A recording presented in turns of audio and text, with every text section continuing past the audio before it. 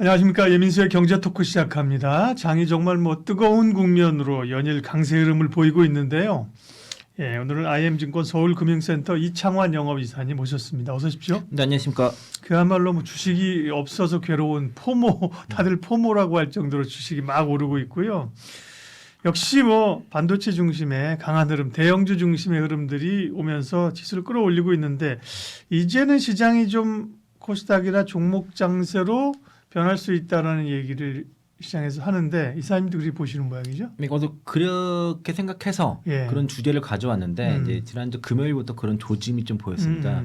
그러니까 실적 시즌에 들어서는 보통 바이오 섹터들이 힘을 못 쓰는 게 보통이었고 네. 그러니까 실적 기대감이 높고 실적을 바탕으로 해서 실적 추정치가 올라가는 그런 섹터들 수출 데이터 좋고 이제 관련 모멘텀 발생하는 섹터들이 급등을 했죠. 특히 이제 코스피 같은 경우는 대형주 랠리가 계속 진행이 되고 있고 네. 이게 언제 마무리될지는 모르겠지만 그동안 이제 상대적으로 소외됐던 코스닥 시장으로도 자금이 순환될 가능성이 큰데 그런 흐름이 특히 오늘 좀 나타났습니다. 오늘 이제 코스피 쪽에서 외국인들이 대량 매도를 했고 개인들이 매수를 했는데요.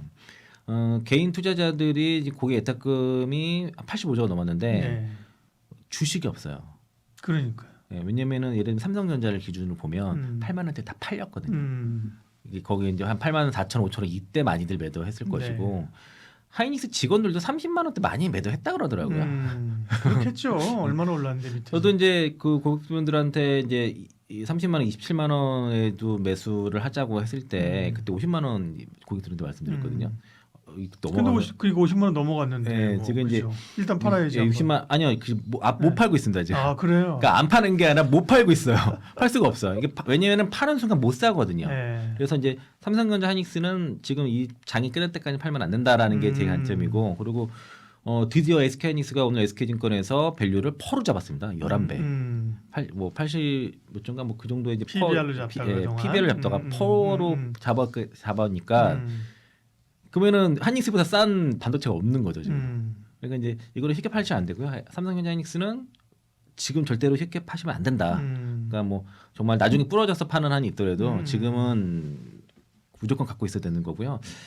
오히려 사야 될지 말지를 고민해야 될 것 같습니다. 그 두 종목은 그런 관점이고 다만 이제 그런 그 코스피의 어떤 독점 시대가 그냥 계속 갈 것 같지는 않고 물론 그 SK 하이닉스 쪽으로는 계속 자금 이런 것들 갈 것 같은데 하이닉스가 강했던 거는 펀드 한도가 10%에서 12%까지 상향되면서 기관들 더 들어왔고 삼성전자는 외국인들이 비중이 55%까지 안 돼서 좀 여유가 있었는데 하지만 그 코스피가 오늘 4,200도 넘어가는 상황에서는 그걸로만 가기는 어렵고는 거죠. 그러니까 개인들이 이제 포모가 왔습니다. 그래서 삼성전자를 사기시켰어요. 11만 원에 사기시켰습니다.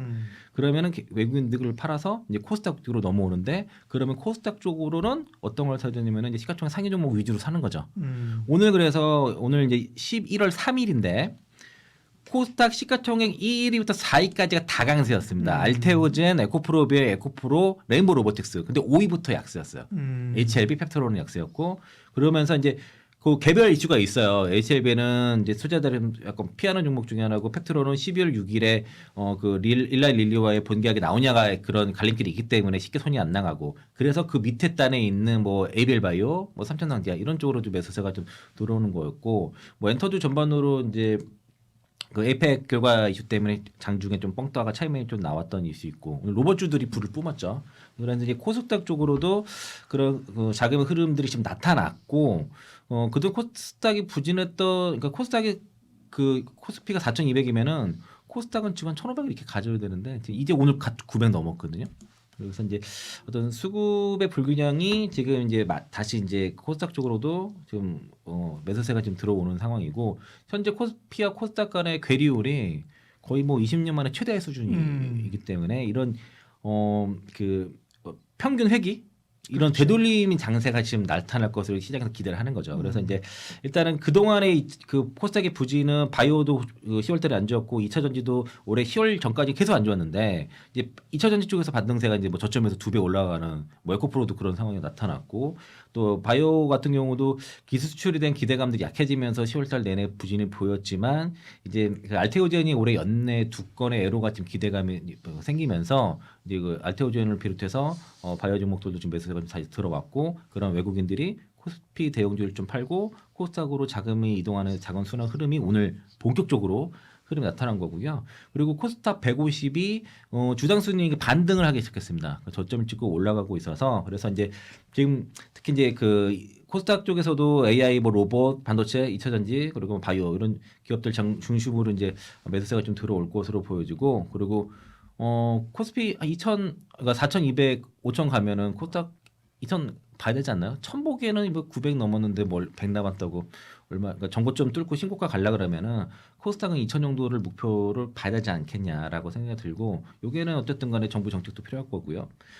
내년에 이제 150조 규모의 국민성장 펀드 이런 것들 본격적으로 유동된다 그러면은 코스닥 쪽으로 유동성 확대될 것이고 지금 금융투자협회에서 그 정책 공모주 펀드 우선 배정 비율을 30%로 확대해서 내년 28년 말까지 그 적용에 연장하니까 요게 뭐 코스닥이라든가 IPO 기업들 뭐 선순환 구조도 기대가 되고 그리고 일단 뭐 12월 달에 금리 인하 기대가 좀 낮아졌지만 금리 인하가 된다 그러면은 거기에 바이오 종목들 많으니까 그러니까 반도체도 금리 인하가 중요하고 2차전지도 중요하고 바이오도 다 중요하거든요. 그러니까 코스닥 쪽이 이 금리 인하와 굉장히 밀접한 섹터가 많아요. 그래서 이제 금리 인하 기대감이 계속 유지된다면은 우호적인 그런 정책 금리 환경이 이어질 거다고 봐서 그래서 지금 11월 달에는 코스닥 장세가 이제 코스피를 이제 따라갈 코스닥만 가는 그런 장사라기보다도 코스피는 계속 올라가도 이 코스닥이 본격적으로 따라갈 수는 있다라고 쓰면 되고요. 그리고 이런 특히 이제 최근에 IBK에서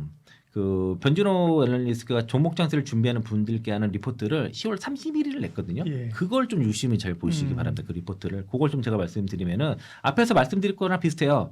연말부터는 코스닥 시장을 비롯한 종목 장세 환경이 조성될 것으로 예상한다라고 이제 리포트에서 언급을 하고 있고 일반적인 강세장에서 나타나는 대형주 위주의 상승 국면 이후에 중소형주로의 상승 다변화 현상이 나타날 것으로 예상하죠. 보통 그렇게 되지 않습니까? 대형주 가고 그다음에 이제 그렇죠. 중소형주 가는데 최근 2년 동안에는 정책이라든가 실적 테마 등의 대형주 위주의 시장이 형성되면서 사실 코스닥과 코스닥 간의 그 갭 이런 등락률 갭이 이제 20만 년 만에 최대치인데 이게 중간 회기로 간다는 거고요. 그리고 일단은 그 중소기업들의 경기 심리가 현 시장 바닥을 에서 반등을 할 것으로 보이고 그리고 아까 처음에 말씀드린 것처럼 코스닥 150에 EPS가 반등하기 시작했고요. 그리고 연준의 금리에 대한 기대감들 연준의 금리 인하가 되게 되면 성장주의 유리한 환경이 되기 때문에 코스닥이 거의 성장주의로 구성되어 있다 보니까 좀 더 유리하다라고 볼 수 있겠고요. 정부 정책의 이제 상법 개정 이후에 거기 벤처 투자 활성화라든가 코스닥 시장 개혁 방안에 대해서도 이제 정부에서 앞으로 내게 나올 거라서 그러니까 이제 시장의 기대는 코스닥이 4천 넘고 5천 가는 시장에서 코스닥도 코스피 4천, 5천에 뭐 코스닥 2천 이런 기대감들이 나타나고 한 거고 그리고 보통 11월부터 그 윈터 이펙트라 해가지고 그 코스닥의 중소형주가 겨울철에 강세 보이는 현상이 나타납니다. 보통은. 계절적으로 보면 과거에는 연말에 이제 중소형주 이렇게 가다가 사실은 한동안 정책 때문에 대주주 양도세 네, 때문에 그것 때문에 그렇죠. 그것 때문에 연말에 계속 발목을 잡혀가지고 그죠? 네. 미리 파는 그게 뭐 연말이 아니라 11월, 10월 또 파는 게 나타났죠. 10월 달부터 먼저 그렇죠. 나왔죠. 지금은 이제 어쨌든 대주주 양도세가 환원했으니까 그 영향은 뭐 크게 없다고 봐도 되는 거겠죠. 그렇죠. 이제 50억이니까 그러니까. 한 종목에 누가 50억 갖고 있겠습니까? 예. 웬만해서는 없을 것이고 그러니까. 그러면 이제 다만 이제 우선순위가 중요하잖아요. 그러면 코스닥의 중소형주를 하시면 안 돼요 지금요.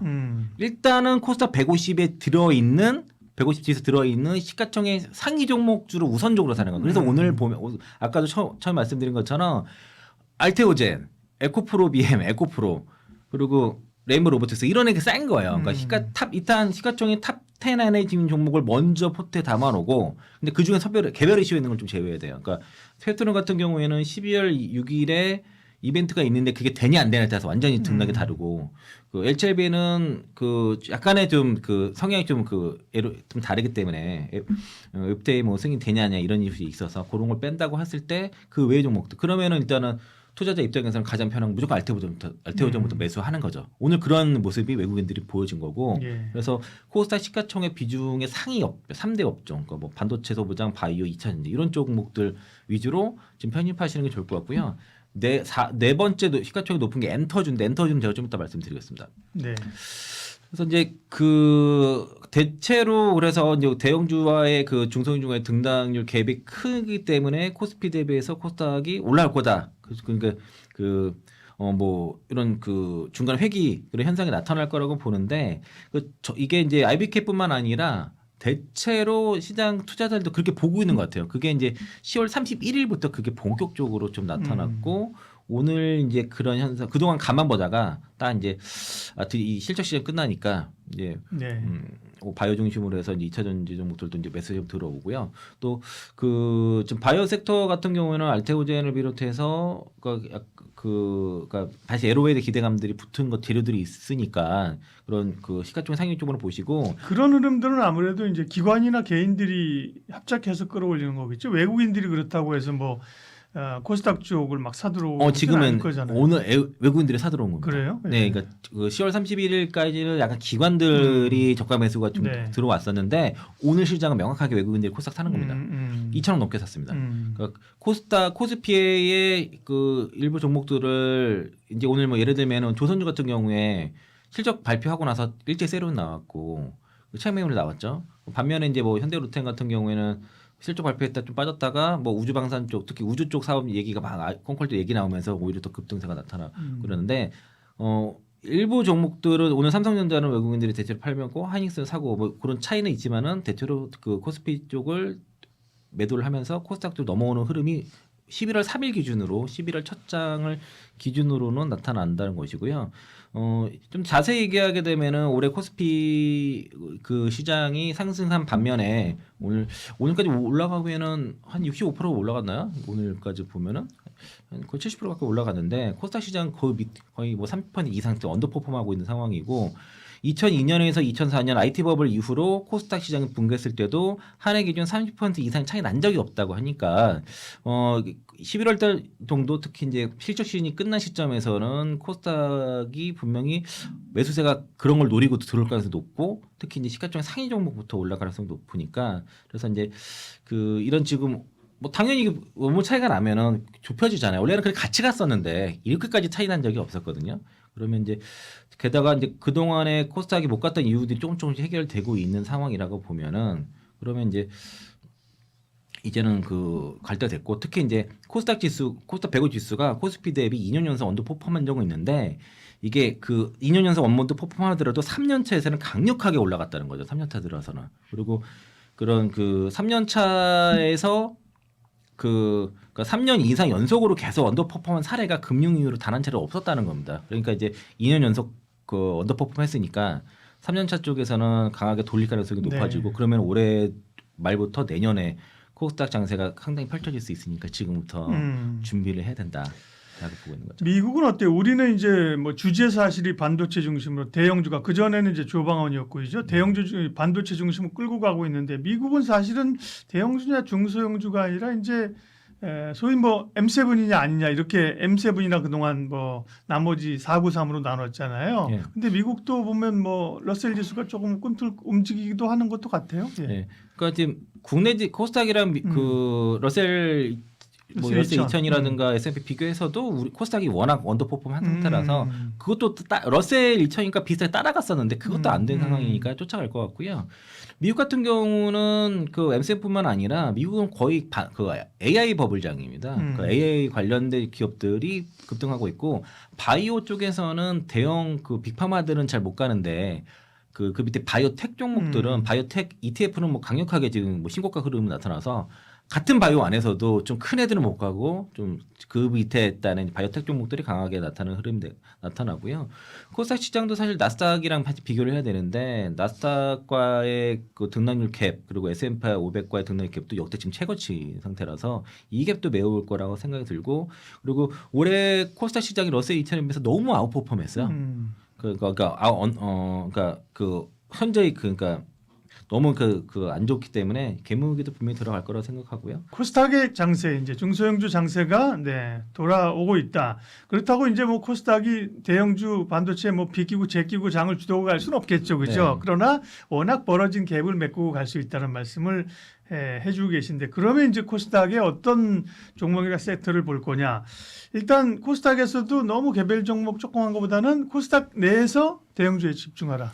네, 그러니까 시가총액 큰 시가총액 큰 종목들은 종목, 네. 이제 섹터가 이제 바이오 그리고 반도체, 네. 2차전지 그리고 이제 엔터, 로봇 정도가 되겠는데 지난주 금요일날 10월 31일 날에 기관들이 바이오와 로봇주를 대거 순매수했고요. 네. 오늘은 외국인들이 바이오 특히 알테오젠을 집중적으로 사고 뭐 저기 그 레인보우 로보틱스라든가 그 로봇주들을 또 많이 샀더라고요. 그래서 이제 지금 로봇주들이 오늘 뭐 장중 신고가 상한가 가는 종목들도 많이 샀는데 지금 현재 투자자 입장에서는 일단 시가총액 최상위 종목 1위 종목은 포트에 넣어놓고 그 다음에 이제 순서대로 그래서 보면은 에코프로라든가 에코프로비에 레인보우 로보틱스 좀 부담이 될 수는 있겠지만은 그런 종목들이 지금 움직일 가능성이 좀 있다라고 생각이 들고요. 그러니까 특히 바이오 종목들, 11월 달은 바이오 섹터를 주목을 해야 되는 게 맞는 것 같아요. 왜냐면은 그 코스피 지수 그렇게 올라가는 동안에 최근 한 달 대비해서도 코스피 대비해서도 뭐 굉장히 상승률이 뭐 10% 이상 떨어진 이유도 그러니까 10% 포인트도 그 떨어진 이유도 결국 바이오가 못 가서 그런 거니까 그래서 또 경험적으로 4분기가 또 그 바이오테크의 질성숙이라고 합니다. 이때 에러가 많이 나올 수도 있어서 뭐 연말에 금리 인하 기대까지 한다 그러면은 바이오 종목들 시가총액 1위부터 탑 10 안에 있는 거에서 골라서 오늘 사시면 좋을 것 같고요. 탑 10에 있는 종목들 중에서 뭐 알테오젠 그리고 그 밑에 단에는 저기 뭐 에이벨바이오, 삼천단지아, 뭐 보로노이 그런 종목들이 있겠죠. 네. 펩트론과 HLB는 조금 선호하지 않아요. 개인적으로는요. 이제 그건 개별 이벤트가 있기 때문에 그러니까 개별 이슈가 노이즈가 없는 쪽. 그래서 좀 집중해 보시고 그리고 기관들은 지금 대체로 사는 종목들이 알테오젠, 에이벨바이오, 올릭스 그리고 이제 펩트론도 기관들은 좋아해요. 근데 다만 그리고 삼천당제야, 뭐 리가켄바이오 뭐 이런 종목들을 좀 관심 있게 보시고요. 보로노이가 임상 그 VRN 10일 임상 발표 이후에 이제 급등세가 나타났다가 조정 좀 눌림이 나오는데 그렇게 아직 추세 살아있는 애들은 바이오 쪽에서 보시면 좋을 것 같고. 그 지난달에 제가 엔터주 말씀을 드렸었어요. 예. 저도 특히 JYP 엔터를 하이브 두 개 위로 보라고 말씀드렸는데 하이브는 신고가가 나왔습니다. 그리고 JYP 엔터가 어제 이제 에이펙에서 그 박진영 그 대중문화교류위원회 그 위원장이 이제 그 시진핑과의 대화했던 것들 그래서 그 중국에서 이제 대규모 공연 같은 거 재현했고 그런 시진핑도 긍정적 얘기를 하면서 오늘 뭐 너무 폭등을 해가지고 그래서 저도 이게 단기적으로 그렇게 되면 차익 매물이 나오거든요. 오늘 그래서 그 이벤트 때문에 시가가 너무 빵 떠가지고 급등하는 바람에 차익 매물이 나와서 엔터주는 조금 기다렸다가 좀 지금보다 이제 오늘 갭뜬 거를 메꾸고 나서 그때 접근하시면 좋을 것 같고요. 엔터주는 그 케이팝 데모노터스 덕분에 이제 그 글로벌 팬층이 확대가 됐고 그리고 핵심 이벤트가 지난번에 말씀드렸는데 BTS 컴백입니다. BTS 컴백하게 되면은 하이브의 영업이익이 내년에 지난번 방송에서 2배 말씀드렸는데 최근 리포트에서는 3배 증가한다라고 그렇게 얘기를 하고 있고 그리고 하이브의 그 캐치아이라든가 그 코르티스 이런 그 신인 그룹들이 해외에서 반응이 좋아서 그래서 이제 뭐 엔터주 실적 전반도 좋고 그리고 한알령 해제 기대감, BTS 컴백 기대감 이런 것들이 맞물리고 내년에 뭐 빅뱅 뭐 20주년 컴백 이슈도 있고 그리고 JYP 같은 경우는 지난번에는 방송에 말씀 못 드렸던 게 그 MX가 그 블루 발렌타인이 공전에 히트를 치면서 지금 뭐 그 방송사를 휩쓸었어요. 그 음악 방송을 해서 전관하고 하고 그래서 지금 뭐 데뷔 3년 8개월 만에 뭐 1등하고 그랬거든요.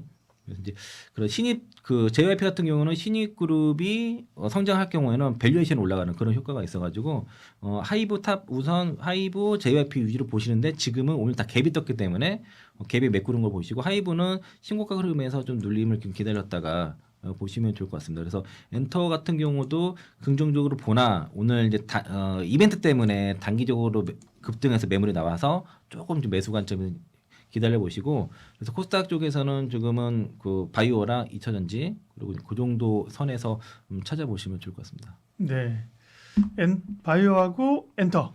바이오랑 2차 전지. 2차 전지. 그러니까 엔터는 좀 기다렸다 사고. 그러니까 그리고 2차 전지가 오늘 센 이유 중에 하나가 그러니까 그 코스닥 그 시총 구성에 바이오가 대략 30에 35% 정도 되거든요. 네. 거기에 상당 비중이 알테오젠이에요. 그래서 알테오젠 그래서 필요한 거고 그리고 코스피 150 그러니까 코스닥 150의 비중의 15% 정도가 2차 전지인데 그 2차 전지 안에 대부분이 에코프로는 에코프로 비입니다.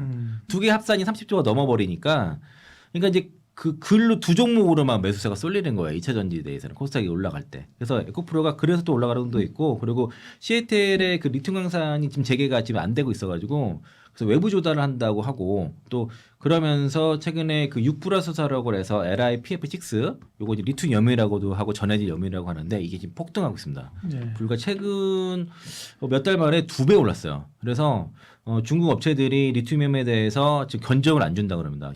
장기 계약을 하기 위해서는 현금을 대량으로 그 입금하지 않으면 물건을 안 줘서 지금 폭등하고 있어서 그래서 이제 후성 같은 경우가 주가가 굉장히 센 이유도 있고 리튬이온 가격이 올라가게 되면은 리튬이온을 원료로 쓰는 전액 기업들도 반등을 하게 되는데 국내 근데 그 전액 기업들이 지금 다 재무가 안 좋아가지고 그리고 시가총액이 워낙 많이 빠지는 바람에 작는 바람에 작아져서 쉽게 이제 그 기관들이라든가 외국인들이 매수 잘 안 들어오는 거는 한계점이 있습니다. 그래서 2차 전지 쪽은 코스닥 쪽이 만약에 이제 코스닥 장세가 펼쳐질 경우에는 에코프로나 에코프로 비해 특히 에코프로 위주로 수급이 몰릴 가능성이 있습니다. 그래서 에코프로 지금 현재 갖고 계신 분들은 버티셔야 돼요. 가져가셔야 됩니다. 그러니까 지금 홀딩하시고 에코프로 비행까지도 홀딩하셔야 되는데 다른 종목들이 좀 소외될 가능성은 좀 있습니다. 그러니까 기존에 그러니까 전액들도 소외가 되겠지만 수혜가 되겠지만 시가총액이 너무 작은 쪽 종목들은 소외가 될 가능성이 있어서 2차 전지도 시가총액 상위 종목들 위주로 바이오도 시가총액 상위 종목들 위주로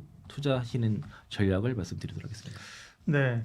코스닥 종목 장세 가능성들을 얘기를 해주셨는데 1차적으로는 물론 그 가운데서도 본인만이 잘 알고 기업을 정말 서프라이즈하게 그죠? 뭔가 그 해자를 가지고 있다든지 그럼 할 수 있지만 대체적으로 시장의 수급 분위기에 따라서는 코스닥 쪽에서도 시총 상위 종목 있는 걸 공략하면 좋겠다는 얘기고요. 말씀하신 것처럼 이제 코스닥의 상위 종목은 바이오 2차 전지다 소부장이 있잖아요. 소부장도 네. 역시 시총 상위 종목 중심으로 가면 돼요. 네, 반도체도 마찬가지인데 네. 근데 반도체는 소부장보다는 그냥 한익사, 삼성전자 쪽 코스피 쪽에 있는 그걸 네, 보시는 게 나을 것 네. 같아요. 그러니까 이제 그 지금 하이닉스보다 싼 반도체가 없습니다. 그러니까 이제 물려도 거기서 물려고 그러니까 지금 그러니까 하이닉스를 팔려고 고민한 게보다 지금이라도 사야 되나 삼성전자 지금이라도 사야 되나를 고민해야지 지금 팔아야 될까 이게 이 고민이 아닌 것 같아서 그래서 반도체 하신 분들은 삼성전자 하이닉스를 그냥 집중하시는 게 좋을 것 같고 그리고 오늘 같은 경우에는 뭐 유리기판 관련 종목도 좀 급등세가 나타나는데 그런 틈새 전략도 가능하겠지만 일단 반도체는 SK하이닉스와 그리고 삼성전자 그리고 이 랠리의 마지막은 하이닉스가 무너져야 끝난다라고 볼 수 있겠습니다. 네, 그러네요. 반도체는 뭐 워낙 삼전 하이닉스가 강하니까 그죠. 예를 들면 뭐 2차 전지 같은 경우는 물론 이제 코스피 쪽에 LG엔솔은 지금 코스피잖아요, 그죠? 네. 네, 그렇지만 또 이 코스닥에 퍼져 있는 기업들이 많고 상대적으로 그죠. 바이오도 많고 코스닥이죠. 맞아요. 코스피 같은 경우는 제가 LG화학을 탑픽으로 전에도 말씀드렸고요. 그게 변함이 없고요. 네. 그리고 그 LG화학이랑 포스코 인터내셔널 그렇게 말씀드렸고, 네. 그러니까 이제 LG화학이 LG 에너지솔루션의 지분을 활용할 수 있으면 지분 가치의 그 지주 할인율이 떨어진다. 기존에 뭐 80%까지 됐던 네. 할인율이 50%로 할인율이 떨어질 수 있고 또 하나가 지분을 PRS를 통해서 지분율을 줄임으로써 글로벌 체제한세에서 벗어나게 됐다는 거죠. 그래서 이제 그 LG 화학은 LG 에너지솔루션의 지분 가치를 인정하냐 그렇지 않느냐에 따라서 목표가가 완전히 달라지기 때문에 지분을 활용할 수 있는 지분이 돼버린다 하면은 좀 LG 화학의 업사이드가 제일 높을 것 같고요. 이거는 근데 증권사마다 그 편차가 너무 심합니다. 그러니까 LG 화학은 매도 관점에서 보는 증권사도 있고 뭐 목표가를 올려서 보는 쪽도 있고요. 코스피 쪽에서 보시는 거는 어쨌든 뭐 LG 화학, LG 엔솔 뭐 이런 쪽으로 그쪽 좀 빠를 것 같고 양극재 쪽에서는 코스피 쪽에서는 포스코 퓨처엠보다는 LNF가 좀 기관들이 선호해서 그걸로 좀 매수세가 오는 것 같고요. 최근에 이제 문제는 그 BW 물량 상장 때문에 그것 때문에 좀 조정세가 좀 세게 나왔는데 그런 걸 기회로 이용하시면 좋을 것 같고 2차전 쪽에서는 코스닥에서는 에코프로 그리고 코스피 쪽에서 LG화학 이렇게 두 개를 살피고요. 포스코 인터내셔널은 그 다음 순위로 좀 말씀드리겠습니다. 네. 그러니까요. 워낙 뭐 대형주 중심으로 갔는데 코스닥도 보니까 코스닥이라고 다 중소형주가 아니에요. 보니까 그죠? 네. 코스닥 중에서도 이제 대형주굴에 들어갈 수 있는 종목도 있고 어쨌든 시장을 주도하고 수급이 들어올 수 있는 이제 섹터로 네. 가야 되는. 하나 주의점 말씀드릴 게 그러니까 특히 코스닥 쪽에서 작은 종목, 시가총 작은 종목들 조심해야 될 게 뭐냐면 네. 최근에 흐름을 잘 보니까 자금 조달 이슈가 있는 것 같아요. 시장에. 그러니까 근데 그런 작은 종목들이 쉽게 지금 자금 조달이 어렵습니다. 일단은 금감원에서 주주 배정 유상증자에 대해서 그 민감하게 중점 심사를 하기 때문에 어지간해서 주주 배정 유상증자 하기가 쉽지가 않아요. 지금요. 그러니까 그런 거 하는 순간 주가도 빠지지만은 금감원에서 어지간하게 지금 그 허가를 잘 안 해줄 가능성이 있거든요. 네. 그러니까 삼성 SDI나 뭐 하나 에어로스페이스 정도 되니까 그런 걸 좀 봐줬지. 다른 기업들 만만치 않기 때문에 그래서 주주 배정 유상증자 건이 나오게 되면 웬만하면 안 받는 게 좋다. 그게 딜이 안 될 수도 가능성이 있기 때문에 그래서 그런 거고 너무 시가총액 작은 종목들은 자칫 자금 조달 못해서 뭐 관리 종목이라든가 아니면 상장 뭐 투자 환기 종목이라든가 상장 폐지 상장 적격지 심사 이런 리스크가 있기 때문에 시총 작은 종목들은 지금은 철저히 피하시고 앞서 말씀드린 것처럼 섹터별로 섹터 대장 그리고 섹터 시가총 상위 종목들 위주로 얘가 너무 많이 올랐으면 그 다음 거 근데 얘가 좀 너무 부담되면 그 다음 거 이런 식으로 포트 구성을 하시면 좋을 것 같습니다. 배터리 2차 전지 얘기하겠습니다. 2차 전지가 최근에 이렇게 강하게 좀 올라올 수 있던 것은 아마 단초가 LG 에너지 솔루션에서부터 시작된 거 아닌가 싶어요. 그죠? ESS 기대감이 있었고 실적 네. 발표하면서 그렇죠. 네. 그래서 이제 실적을 쭉 분석을 이제 해주시고 실적의 의미와 함께 실적 발표 이후에 이 투자자와의 소통, 컨퍼런스 콜 내용들을 좀 보면서 미래 얘기를 할 겁니다. 먼저 LG 엔솔 실적부터 그럼 정리를 한번 해볼까요? 네, 뭐 매출 거의 5조 7천억 정도 나왔고 네. 그리고 영업이 6,013억 정도 나왔는데 이게 이제 34% 전년 동기 대비해서 증가한 실적이고요. 영업이익이 10.5% 나왔던 것들이 좀 의미가 있죠. 특히 이제 매출 쪽에서는 미시간 공장 ESS 생산이 증가를 했고 또 원통형 고객사라고 하면은 이제 테슬라죠. 테슬라 신차 출시 효과라든가 또 IT 쪽에서도 원통 배터리가 또 IT 기기도 많이 들어가서 네. 이쪽 이제 신규 모델 향으로도 출하량이 증가를 해서 매출은 좀 그 전분기 대비해서는 올라왔고 전년 동기 대비해서는 17% 감소를 했습니다. 영업이익도 역시 이제 ESS 물량이 증가하게 되면은 AFP를 받기 때문에 영업이익이 자연스럽게 많이 올라가고 또 이제 원통형 배터리는 소형으로 제품을 이제 놓습니다. 그래서 테슬라 쪽에 들어가는 신차에 들어가는 그 소형 제품들이 많이 들어가면서 영업이익도 올라갔고요. 그래서 북미 생산 보조금 빼도 2,358억 정도 흑자가 나서 전분기 대비해서도 상당폭 개선됐다는 게 의미가 있었는데 다만 이제 발표하고 나서 주가는 좀 세로는 좀 나오고 있습니다. 기대가 좀 선반영된 측면도 있고 네. 그리고 LG 에너지솔루션은 전기차와 ESS 두 가지 쪽에서 시장 전략 제품 전략이 있는데 전기차는 이제 상단 트림 퍼포먼스형과 중간 미들 스탠다드형과 저가형 어포터블형 이렇게가 있는데요. 퍼포먼스형은 뭐 여전히 하이니켈 파우치랑 원통형 배터리와 함께해서 니켈 96% 이상 제품 4680, 46 시리즈 이쪽 쪽으로 들어가면서 이제 급속 충전을 들어가고 스탠다드 쪽에서는 고전한 미드니켈 파우치 생산이 들어가는데 오늘 GM이랑 같이 LMR 관련돼서 지금 세미나 이것도 하겠다고 합니다. 그래서 이제 장기적으로도 이 미드니켈 쪽에서도 급속 충전이 되는 미드니켈과 그리고 리튬환가 이런 것도 각형으로 개발을 할 거고요.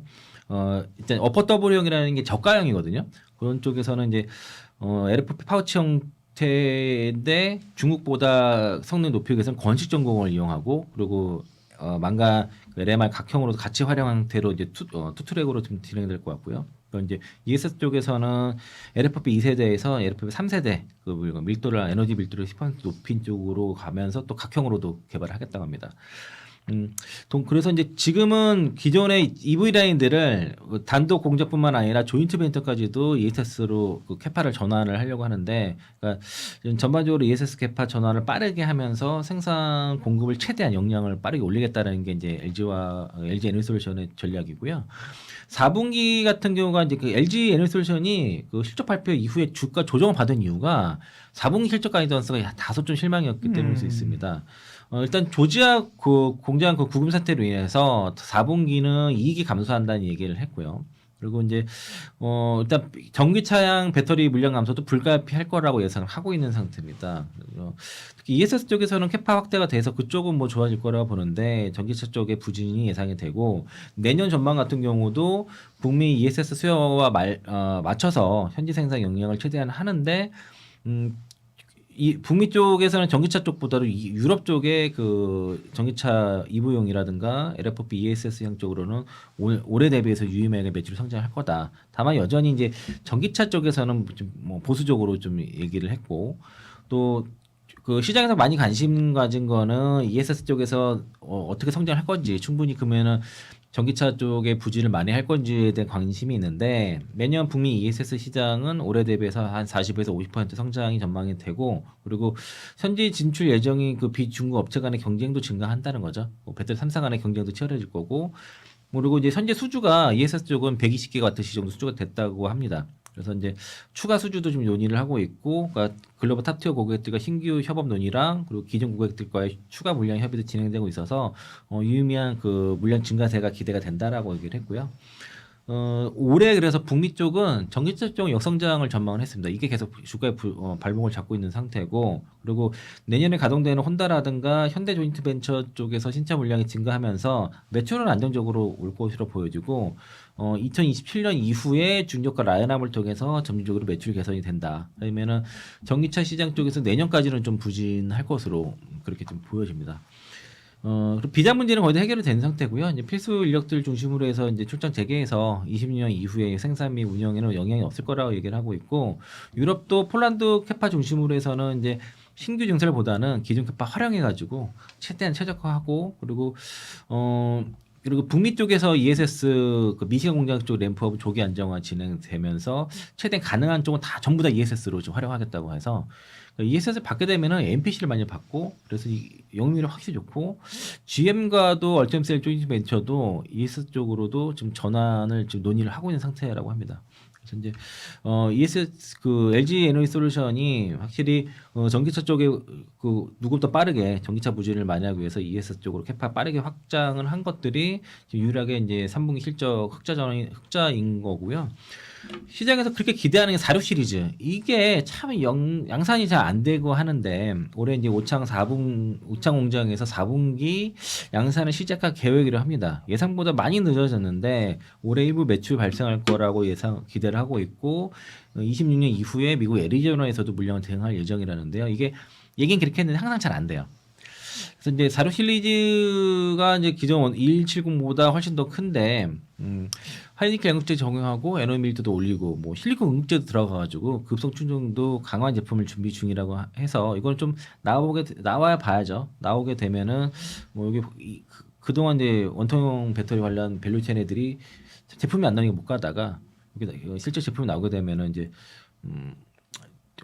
뭐 나름 움직이지 않을까 좀 기대를 하고요. 네. 각형 쪽에 많이 얘기가 있어요. 그래서 각형 같은 경우도 27년 정도 그 LFP형 각형도 27년 양산 예상돼서 일단 LG에너지솔루션이 ESS를 준비하지만 신규 제품들도 굉장히 이게 좀 준비를 해서 미래를 가장 제일 잘 준비하는 것 같습니다. 아마 그 리튬환강 배터리 쪽에서의 뭔가 얘기가 나오게 되면은 그러니까 그 주가가 LG에너지솔루션 움직일 수가 있는데 즉 2차 전지 쪽에서 중요한 것들이 당장의 막 실적 이런 것보다도 새로운 신규 성장 동력이 있는지가 지금 되게 중요해요. 그걸 위해서 주가들이 좀 움직이는 측면도 있어서 이렇게 이제 새로운 폼팩터들과 제품들이 자꾸 나오면서 기존 그 중국과 경쟁할 수 있는 그런 이제 모멘텀들이 있는지가 중요한데 LG에너지솔루션이 일단 그런 것들을 좀 만들어내고 있다라고 좀 생각이 듭니다. 네. LG 에너지솔루션 실적과 컨퍼런스 콜 내용을 정리를 해주셨습니다. 실적이 이제 지난 2분기에는 AMPC 빼면 사실 거의 없었는데 그죠? 이번에는 이제 의미한 실적이 나타났다는 거고요. 실적에 대한 기대감과 함께 또 LG엔솔은 자금 조달 이슈 이런 건 없나요? 지난번에 이제 어쨌든 뭐 LG화학이 워낙 지분을 많이 갖고 있잖아요, 그죠? 이제 뭐 LG화학 입장 측면에서 얘기할 수도 있는데 이거를 뭐 쉽게 시장에 대답할 수도 없는 거고 지난번에 일부 조금 막 유동화 비슷하게 이렇게 좀 한번 한 적이 있었는데. 근데 그 PRS라고요. 네. 그 주가 연계 그 수합. 네. 그거 같은 경우는 LG 화학이 한 거죠. LG 그렇죠. 엔솔은 그 저기 뭐냐 얼태형 공장 인수하랑 이런 것도 그 도요타가 많이 도와주고 그래서 그 도요타 도움을 많이 받아가지고 자금 문제는 그렇게 없는 것 같고요. LG 화학도 이번에 자금 조달 크게 했기 때문에 당장에 뭐 자금 이슈는 없는 거고 그리고 이번에 확인된 건 결국에는 LG에너지는 지분을 활용할 수 있다 뭐 이런 것들이 됐기 그렇죠. 때문에 그래서 LG 화학 같은 경우는 자금 조달 문제는 없어 보이고요. 저만 이제 화학 쪽 사업 본업이 얼마큼 이제 좀 방어가 되면서 이제 양극재라든가 이런 이제 첨단 소재 사업 쪽이 올라가는지 이게 중요한데 이게 아직까지는 이제 기대만큼은 아직은 올라오지 못하고 있는 것들이 단점이지만 자금 조달 네. 이슈는 LG 그룹은 좀 어느 정도 해결되지 않나 싶습니다. 배터리 3사 실적 분석하고 있는데요. 삼성 SDI를 좀 보겠습니다. 삼성 SDI는 삼성의 실적이 별로 좋지 않았죠 이번에. 네, 그 영업 적자 지난번에 방송들 일단 3트럭 정도 예상을 했었는데 네. 5,913원 나왔고요. 이게 아마 일부 이익이 이연된 것 같습니다. 적자 전환도 했고 분기별로는 뭐 적자 지속인데 일단 그 매출 쪽에서는 그 배터리 쪽에서는 전기차용 배터리 판매가 둔화가 됐고요. 또 영업이익 쪽에서도 그러니까 소형 배터리 쪽에서는 적자가 좀 감소를 했는데 역시나 이제 배터리 준화가 판매가 둔화되면 AMPC를 적게 받지 않습니까? 네. 그러니까 AMPC 감소로 인해 또 있었고 그리고 ESS 쪽에서 지금 아직은 이제 그 국내에서 생산해서 수출하다 보니까 관세 영향을 좀 받아서 적자 폭이 좀 확대된 측면도 있습니다. 그리고 삼성 SDI는 전자 재료 쪽도 하죠. 스마트폰용 OLED 이쪽은 좀 잘 되고 있습니다. 특히 AI 쪽 관련된 서버 관련된 쪽에서는 반도체 소재가 잘 판매가 되고 있고 그래서 이제 근데 그래서 이 실적 발표하거나 주가 빠졌다가 주가가 이제 올라간 것들이 좀 이유가 있어요. 예를 들면 이제 그 ESS 캐파를 뭐 20기가와트시에서 30기가와트시로 확장을 한다던가 아니면은 ESS 북미의 ESS가 2030년까지 뭐 수요 공급 간의 그 프리티가 발생해서 공급 부족이다. 뭐 이런 거 나오면서 이제 급등세가 나타났고 3분기 컨퍼런스 콜 끝나고 나서 신기할 정도로 삼성은 삼성이다 싶을 정도로 증권사 그 애널리스트 분들이 목표가를 죄다 올렸어요. 실적 발표하는 날도 실적 안 좋았는데 그날 주가 강하게 올랐잖아요. 네, 그러니까. 그 이유가 콘콜의 네. 내용이 있습니다. 그래서 일단 4분기 쪽에서는 이제 전망을 보면 유럽 쪽에서는 볼륨과 엔트리 모델 이런 세그먼트 중심으로 해서 전기차 수요가 확대가 지속되고 다만 미국은 전기차 보조금 폐지 때문에 또 관세 불확실성도 있어서 수요가 둔화 전망이다. 이 두 가지가 이제 서로 맞물리고요. 그리고 ESS 쪽에서는 그 AI발 전력 수요랑 그리고 신재생 연계 그 발전형 활대로 인해서 미국의 이것도 엔소리랑 같아요. 미국 ESS 시장 성장이 지속되고 또 이제 국내 같은 경우에는 중앙 계약 시장 여기 거의 사실상 그 삼성 SD가 8개에서 6곳을 차지해 가지고 76% 장을 했거든요. 이 부분도 설치 확대가 돼서 4분기는 ESS 쪽에서는 상당히 좋을 것 같습니다. 그리고 관련 이제 2차 프로젝트도 또 수주가 나올 거로 보여지고요.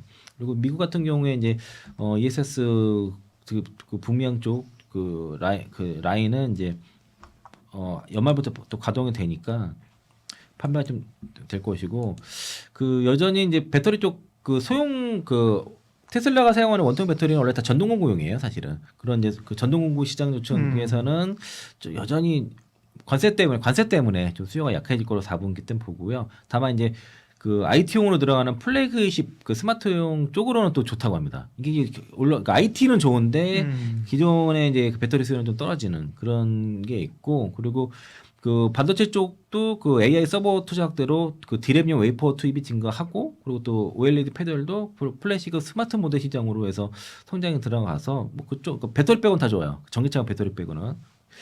그러니까 그 실적 발표하고 나서 주가가 이제 상승하기 시작했던 게 하락 한 2-3% 빠졌다가 상승하게 된 이유가 그 스텔란티스 합작 공장을 ESS 라인으로 전환을 가속화를 하는데 기존 전기차 라인을 ESS 라인을 바꾼단 말이에요. 그 NCA랑 LFP를 두 개를 같이 가는데요.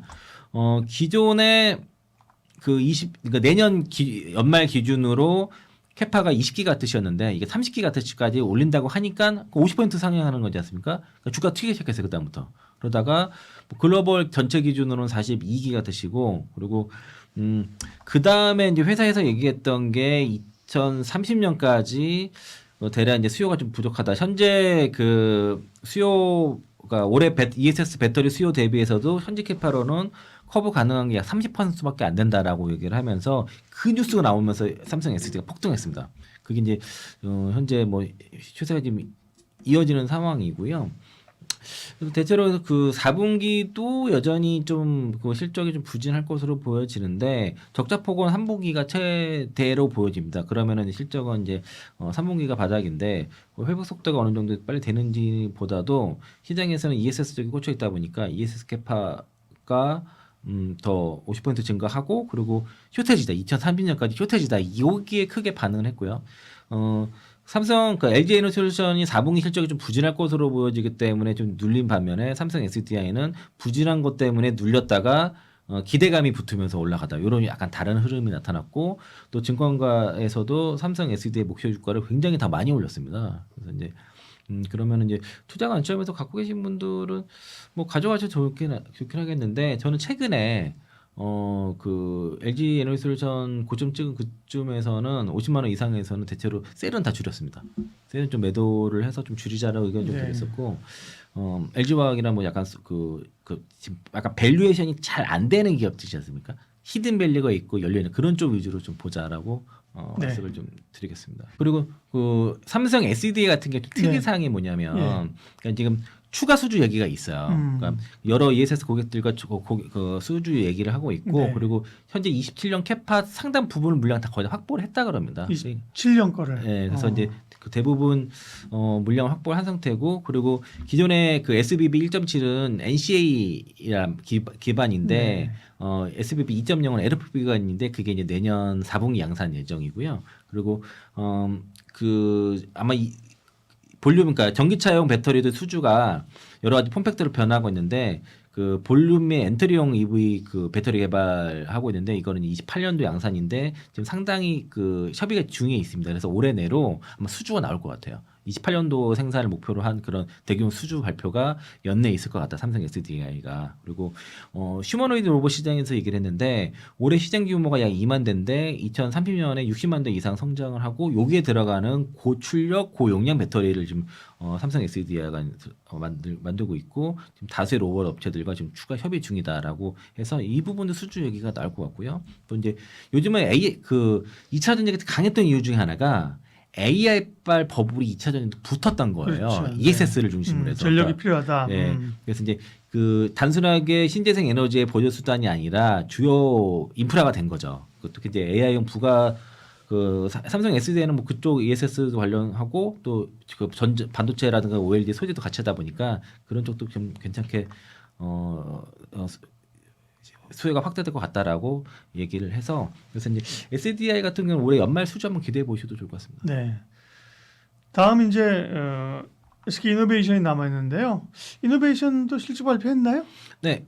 SK 이노베이션 3분기 같은 경우에 그러니까 이거 SK 온으로 얘기하죠. 저희는. 그렇죠. 뭐 이노베이션 정유가 있고 그죠. 네. 뭐 2차전 보면 오늘 봐야죠. 네. 그러니까 SK 이노베이션은 어닝 서프라이즈가 났고요. 다만 이제 그 SK 그 안에서 우리가 배터리 얘기되니까 SK 온만 따로 와서 보면은 적자가 났습니다. 이제 지난번에 말씀드릴 때 SK 온이 한 1,000억대 정도의 적자가 예상이 된다라고 의견 말씀드렸었고 어떤 데서는 뭐 흑자 얘기 있지만 대체로 평균적으로 1,000억 이상 적자가 예상됐는데 실제로는 1,248억 적자가 났습니다. 예상대로 나왔던 거고요. 그리고 3분기 리뷰를 보면은 일단은 그 지난번에 뭐 그 여러 뉴스에 나왔던 것처럼 미국의 그 플랜 아이언 에너지와 LFP ESS 배터리 수주 1기가와트 체결된 게 이제 내년부터 공급이 되고 2030년까지 6.2기가와트 규모의 우선 협상권을 확보했기 때문에 그러면 4년간 총 7.2기가와트 제품이 되겠죠. 그 정도가 아마 이러면 이게 대략 1조 되려나? 그 정도 될 거예요 규모가. 그 정도가 아마 이제 레퍼런스가 드디어 쌓인 거고요. 그리고 다음 4분기 전망도 SDI랑 비슷합니다. 그 미국의 보조금 폐지 때문에 전기차 배터리는 판매 감소가 우려된다. 다만 이제 미국 중심으로 해서는 ESS 사업을 강화 통해서 수익성 보완을 하겠다라고 그렇게 얘기를 했고 엠무브와 합병이 이제 마무리됐습니다. 이제 그래서 이제 엠무브와의 합병을 통해서 시너지 효과를 창출하겠다라고 얘기를 했고요. 특히 이제 그 플랜 아이언 수주를 했기 때문에 지금 드디어 ESS LFP 배터리 사업을 확대하겠다라고 해서 전반적으로 포트 리밸런싱을 하겠다. 하고 그러면서 이제 재무 영향도 좀 강화하는 쪽으로 좀 방향을 잡고 있고 그리고 그 플랜 아이언 등의 이제 잠재 그 고객들의 파이프라인 고려할 경우에는 미국 수주가 10기가와트까지 가능하다고 합니다. 거기까지 가능하고 그래서 지금 납품 현황이라든가 미래 수익 고려해서 생산 공장 조율 중이라서 아마 수주가 더 나올 것 같아요. SKO는 그리고 그냥 기존의 전기차 라인을 역시나 이렇게 전환하는 방식으로 해서 캐파를 확장하는데 대략 내년 하반기 정도에 이제 한 그 LFP 파우치형 제품으로 납품이 될 거고요. 폼팩터는 당분간 SK온은 거의 그 LFP는 파우치 형태로 갈 것으로 보여지고요. 일단 아직까지는 최종 확장지가 그 생산지가 확정이 안 돼서 확정되면은 시장 공유하겠다라고 하니까 그러면 이제 캐파엑스 어디서 어느 정도 확정할지 그리고 그 수주 뭐 최대 10기가와트까지 되는데 뭐 수주도 얼마 나올지 이런 것들은 이제 SK온의 그 ESS 사업 전략에 의해서 앞으로 발표된 내용이고 그리고 현재 미국 캐파는 총 20기가와트입니다. 그러니까 그 전기차랑 ESS 합쳐서 이 자체 공장 포함해서 그러니까 아니 저기 뭐냐 자체 공장은 20기가와트씩 그리고 포드와 조인트 벤처가 대략 거기 켄터키랑 테네시가 그러니까 켄터키 37기가와트씩 테네시 45기가와트씩 현대와의 그 조인트 벤처가 35기가와트씩인데 이게 그 명확하게 ESS 얼마 EV 얼마 이렇게 표시하지 않았더라고요. 그러니까 이게 전체가 캐파가 이렇게 되는데 이 안에서 이제 전기차를 ESS를 바꾸겠다라고 하고 있고요. 그리고 ESS 캐파는 이제 조인트 벤처가 포드 그리고 이제 현대차와 합쳐서 협의 중이라서 어느 정도 그러니까 EV 라인을 ESS를 어느 정도 전환할지는 이것도 향후에 발표될 것으로 보여집니다. 그래서 이제 그 SK온이 ESS 쪽으로도 올라간다고 한다 그러면은 이제 흑자 전환 좀 머지 않을까라고 생각이 들고 그리고 일단은 그 ESS 쪽으로 갔을 경우에는 매출도 이게 이제 그 플레이 아이언에 들어가는 거는 셀 모두 그 형태로 납품이 되거든요. 그래서 이제 그 매출에도 도움이 되고 영업이익도 좋아지니까 이거 기대해 봐야 되는데 근데 SK 이노베이션 컨퍼런스 내용이 좀 발표를 기다려야 되는 내용들이 좀 많이 있어요. ESS 사업 쪽에서는 그러니까 캐펙스라든가 그래서 이제 요거는 좀 기다려 그 수주라든 이런 것들 좀 기다려보고 발표를 좀 기다려보면 좋을 것 같다. 다만 이제 SK 엠무브와 합병을 통해서 재무는 확실히 좋아졌다라고 판단이 들고 그리고 SK 블로버 SK 사업 같은 경우가 지금 그 북미 OEM 쪽 특히 이제 포드라든가 GM 쪽이 전기차 전략 변했잖아요. GM 같은 경우 전기차 생산 계획들을 많이 줄이고 특히 포드 같은 경우는 백악관과 그러니까 캐나다 쪽에서는 철수를 해버렸거든요. 근데 그래서 이제 그런 현상들은 사실 작년부터 관찰한 거라서 새로운 건 아니다라고 얘기를 하고 있고 포드 같은 경우는 전기차용을 좀 하이브리드 쪽으로 확대를 지속적으로 검토하고 있는 상황이라고 해서 그래서 이제 그 파트너사와의 어떤 이런 전략에 맞춰가지고 좀 대응을 검토를 하겠다 그래서 일단 전기차 쪽에서는 대체로 다 내용이 좋지 않았습니다. 그래서 SK 이노베이션도 좀 조정을 좀 더 받았던 것 같고 그리고 전기차라든가 ESS 모두 그 관세형을 받는다 그럽니다. 그러니까 당분간은 그 관세형을 좀 비용 부담이 불가피한데 다만 이제 그 ESS 쪽에서는 영향이 좀 단기적인 것 같다. 현지 생산을 한다 그러면은 그런 것이고요. 그리고 뭐 액친냉각 관련된 얘기를 했는데 뭐 매출은 2030년, 31년 정도 얘기라서 아직은 좀 먼 얘기인 것 같습니다. 그리고 캐펙스 투자액에서는 올해 한 50% 절감 목표를 하고 있어서 지금 뭐 쥐어짜고 있다라고 그렇게 볼 수 있겠습니다. 네, 셀 3사 실적 발표와 컨퍼런스 내용이었습니다. 셀 3사 중에서는 그럼 어쨌든 간에 지금 시점에서 탑픽은 LG엔솔인가요? 탑픽은 LG엔솔인데 저는 네. LG엔솔보다는 LG화학이 더 나을 것 같고요. 매수관 그 투자 관점에서는 네네. 그러니까 10월 11월 달에 그 LG에너지솔루션 PNS 물량이 상장이 돼요. 그게 약간 오버행 이슈로 작용할 수가 있고 그리고 올해 연내 수주라든가 이런 기대감이 있어서 삼성 SD가 좀 재료가 좀 나올 것들이 좀 있기 때문에 일단은 배터리 3사만 봤을 때는 네. 일단은 연말까지는 삼성 SD 위주로 좀 보시면 좋을 것 같다. 말씀드리겠습니다. 네, 양극재 기업들을 보겠습니다. 역시나 뭐 2차 전지가 탄력이 붙으니까 그죠? 양극재 업체들이 뭐 다른 사실은 그 밑에 있는 소재단들은 그렇게 의미 있게 좀 돌아다니지 못하는데 양극재가 뭐 탄력 있게 갑니다. 일단 그렇게 갈 수 있는 거는 양극재도 실적 발표가 좀 뭔가 그런 근거가 탄력이 됩니까? 네, 그러니까 LLF 같은 경우는 뭐 실적이라보다 네. 그 ESS, 그 LF 양극재 요 네. 기대감 예. 그리고 뭐 LG 같은 경우는 이제 그 LG 엔솔 지분 가치 이슈가 붙어서 간 거고 그리고 포스코페트엠 흑연, 음극재 이런 쪽에 붙었고 에코프로 그 비행 같은 경우에는 이제 GM이랑 포스코페트엠이 이제 캐나다 양극재 공장 그 2단계 출산 그렇죠. 중단한다 하니까 그때 막 움직였거든요. 근데 양극재들이 이번에는 이제 실적을 베이스로 해서 실적이 정말 좋아지고 이런 개념은 아니라는 그건 거죠. 아니에요. 그건 아니고 네. 이제 지금은 이제 그 뭔가 모멘텀이 발생해 줘야 그렇죠. 되는 거고요. 그동안 2차 전지가 조정을 받았던 것도 키에텔의 공장이 그 리튬 공장이 중단된 게 빨리 재가동된다는 얘기가 나오면서 조정을 받았던 건데 그게 결국에는 이제 아직까지 가동이 안 되고 오히려 CATL이 그 리튬을 외부에서 사야 된다 이런 얘기 나오고 하면서 광물 가격이 좀 튀고 있습니다. 그러면서 좀 올라갔고요. LNF 같은 경우에는 2분기 221억 흑자 전환을 했는데 영업이익 같은 경우에 다만 이제 지배지 순이익은 여전히 대규모 적자입니다. 1,182억 적자인데요. 실적 발표하고서 그 다음날 급락했습니다. 목표가는 막 21만 원까지 높이는 리포트를 봤는데 BW 상장 이슈가 있다 보니까 거의 3천억 정도 되지 않습니까? 예. 그 물량에 대한 부담감이 좀 있어서 그래서 이제 거의 뭐 급락을 했습니다. 이게. 그리고 3분기 같은 경우에는 이제 그 테슬라의 그 모델 Y 주니퍼 모델이 최근에 참 판매가 잘 되면서 하이니켈 신제품이 그리고 유럽 전기차 수요 회복으로 인해서 이제 이게 이제 분기 흑자이 됐는데 출하량이 2만 톤이 BEP라 그러더라고요. LNF는 BEP 2만 톤이 넘어가면은 흑자가 나는 그런 구조입니다.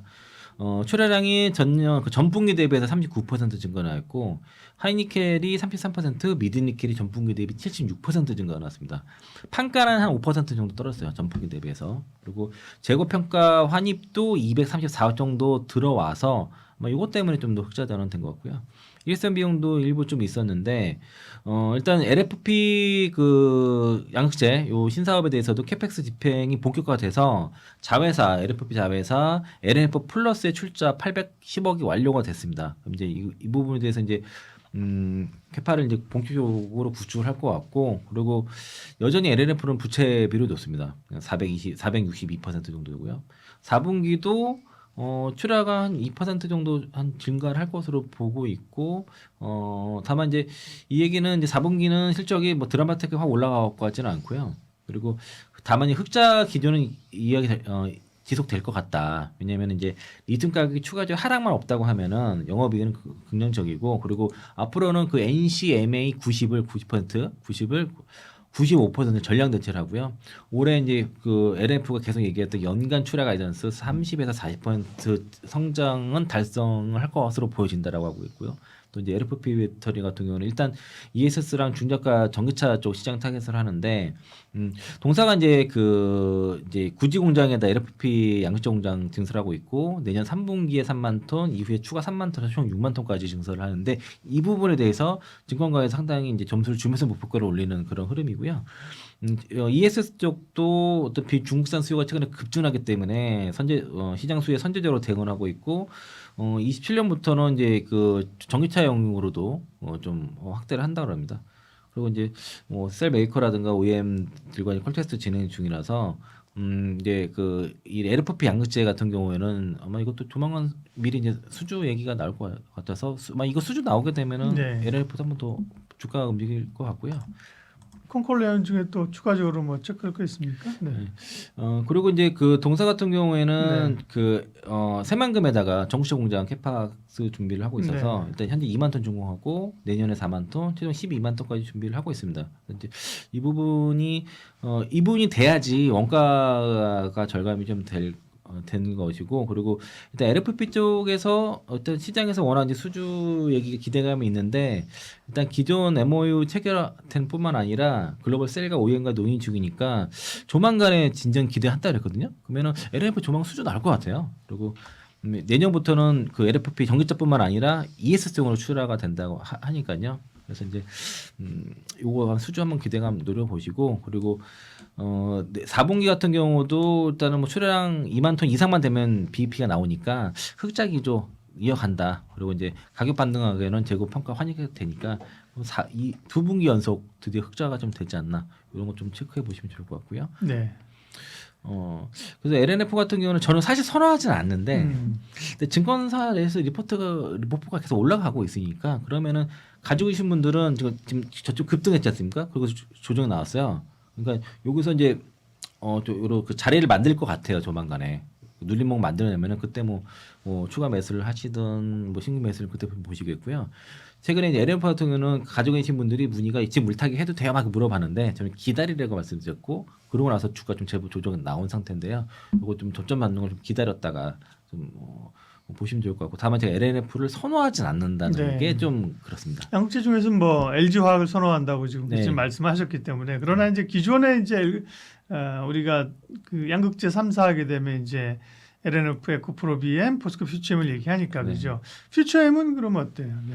그러니까 퓨처엠은 사실은 그 흑연 이슈 때문에 네. 뭐 미리 올랐어요. 이게 선반영돼서 좀 올랐고 그리고 2분기 실적이 627억 흑자였죠. 그리고 어닝 서프라이즈 나왔는데 이게 뭐 영업이익 증가율 뭐 4,600% 증가했다가 막 하는데 이게 사실은 너무 쪼그라들었다가 올라간 거라서 그런 퍼센트는 의미가 없고 영업이익률 7.6% 나온 거는 뭐 의미가 있습니다. 일단 매출은 양극재가 많이 올라갔고요.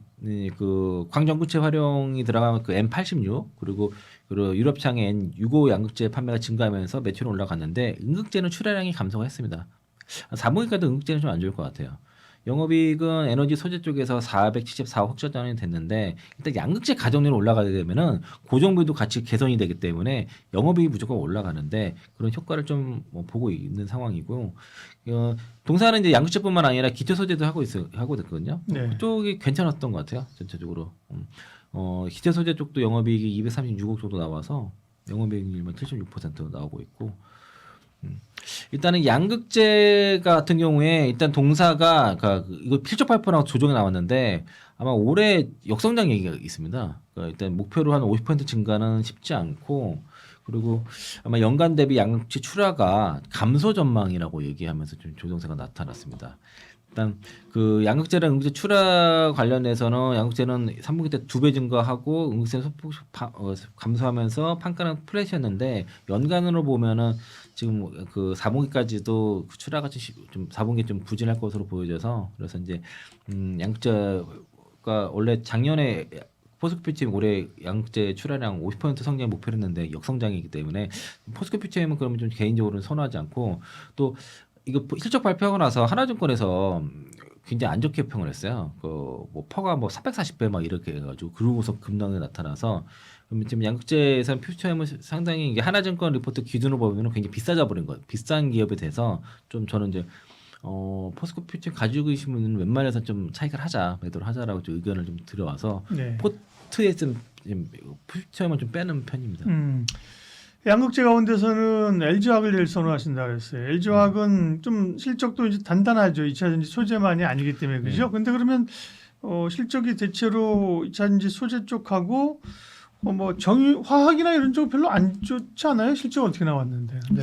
영업이익은 6,797억 원 정도 나왔고요. 네. 그 엔솔을 제외하게 되면은 784억 나온 거죠. 그러니까 엔솔 연결 영업이익이 좋았던 거고.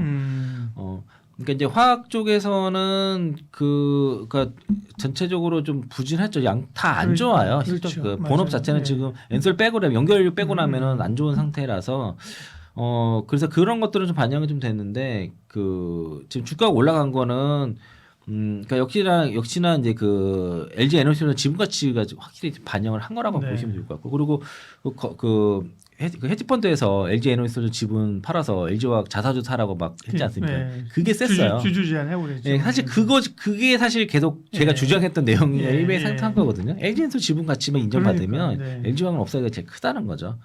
그래서 그 에코프로라든가 포스코퓨처엠이라든가 LNF 이런 기업들이 문제가 뭐냐면 애널리스트를 공격하기가 딱 좋아요. 그러니까 밸류에이션 얘기를 하면서 비싸다고 얘기를 할 수가 있거든요. 포스코퓨처엠이 그런 공격을 당했는데 근데 LG화학이라든가 에코프로라든가 이런 이제 약간 지주사 성격을 가진 기업들은 밸류에이션 평가하기가 어렵거든요. 그러니까 지금은 2차 전지 쪽이 올라가는 건 밸류에이션으로 딱딱딱 이렇게 가지 않아요. 그러니까 지금 모멘텀이 중요하고 새로운 성장 동력 그리고 이제 그런 게 나오는 기업들이 올라가고 그리고 뭐 효텐이라든가 어떤 다른 새로운 모멘텀 주식시장 좋아하는 모멘텀이 나와야 되는데 LG화학이 그런 걸 갖고 있다는 거고요.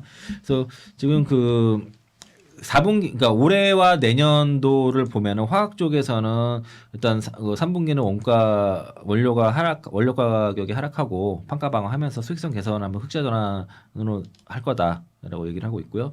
다만 4분기에 이제 그 일단 화학 쪽은 여전히 수요가 안 좋아요. 그리고 그 대상 공정 정기 보세 예정돼 있어서 그래서 이제 내년까지도 화학 쪽은 큰 폭의 실적 개선은 어렵다. 라는 게 회사의 입장입니다. 다만 이제 구매 단가 계산하고 비용 절감해서 수익성 방어 노력하겠다는 거고요. 그리고 이제 화학 쪽이 다 안 좋은 게 아니고요. 그 안에 분야가 여러 가지. 네, 그게 이제 뭐 특히 네. 특정 환경 쪽, 그 AI와 관련된 쪽에서는 그건 다 괜찮은 거고 고성능 타이어형, 뭐 그 SBR 같은 거라든가 뭐 그 충전 케이블형, 전기차용 충전 케이블 이런 쪽에서는 또 좋아요. 그러니까 이제 그 안에서도 좋은 게 있고 안 좋은 게 있다는 것이고, 그리고 그 중국에서 배터리라든가 그 배터리 소재 제한한다고 했을 경우에는 뭐 사실 그러니까 그런 불확실성이 지속됐지만 결과적으로 이게 LG화학의 수혜가 되는 거죠. 미국에서 양극재 공장을 갖고 있는 건 LG화학밖에 없거든요. 그러니까 이제 그건 탈중국. 근데 중국에서 뭐 뭐 히터리나 이런 거 이제 뭐 미국이 아니라 한국에도 안 준다 이러면 또 부담될 수 있는 이야기잖아요. 네, 그래서 일단 뭐 1년 유예한다고 네, 했으니까. 그러니까 예. 네, 그건 좀 괜찮을 것 같고, 그리고 예.